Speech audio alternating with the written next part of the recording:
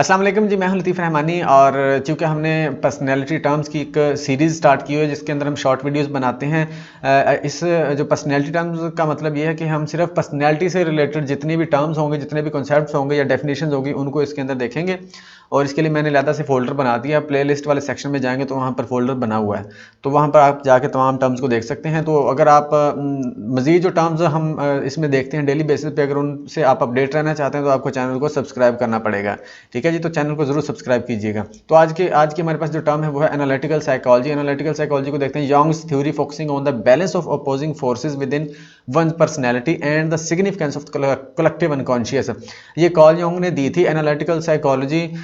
इसके अंदर क्या होता है, इसके अंदर अपोजिंग फोर्सेस जो होती हैं, यानी कि जो पर्सनैलिटी के कॉन्फ्लिक्ट्स होते हैं उन पर काम किया जाता है, उनको बैलेंस किया जाता है। And the significance of collective unconscious, इसके अंदर कलेक्टिव अनकॉन्शियस पर बहुत ज़्यादा एम्फेसिस किया गया है, फोकस किया गया है। ठीक है जी, एनालिटिकल साइकोलॉजी के अंदर अपोजिंग फोर्सेस यानी कि जो कॉन्फ्लिक्ट्स होते हैं उनको बैलेंस किया जाता है, और कलेक्टिव अनकॉन्शियस का बहुत रोल इसके अंदर है और इस पर ज़्यादा फोकस किया गया है। अब इसकी थोड़ी सी हिस्ट्री देख लेते हैं। It sometimes translated as analytical psychology, इसको एनालिटिक साइकोलॉजी बोला जाता है। Refer to as Jungian analysis, इसको यंगियन एनालिसिस भी कहा जाता है। Is a term coined by Carl Jung. Carl Jung के साथ ये एसोसिएट है, जो कि एक स्विस साइकाइट्रिस्ट थे। ठीक है जी, कार्ल यंग एक स्विस साइकाइट्रिस्ट थे, याद रखिएगा। It was design to distinguish it from Freud psycho analytic theories.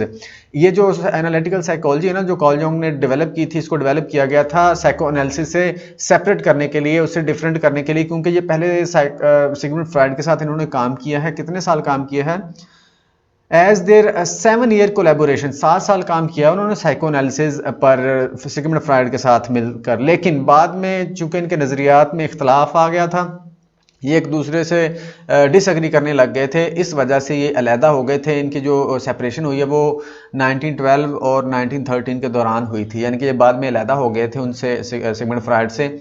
तो इनके कुछ कॉन्फ्लिक्ट्स डेवलप हो गए थे, कुछ कॉन्सेप्ट्स को लेके, कुछ नज़रियात को लेके। ठीक है जी, वो भी हम देखेंगे जब हम एनालिटिकल साइकोलॉजी को डिटेल में इसको पढ़ेंगे ना, तो उस वक्त वो देखेंगे कॉन्फ्लिक्ट्स कौन से थे।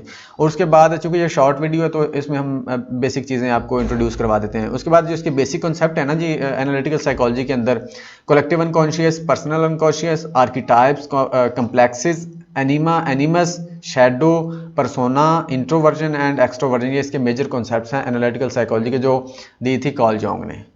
तो ये थी जी आज की टर्म, आज की डेफिनेशन। तो अगर आप नेक्स्ट भी देखना चाहते हैं तो चैनल को ज़रूर सब्सक्राइब कीजिएगा। Thank you.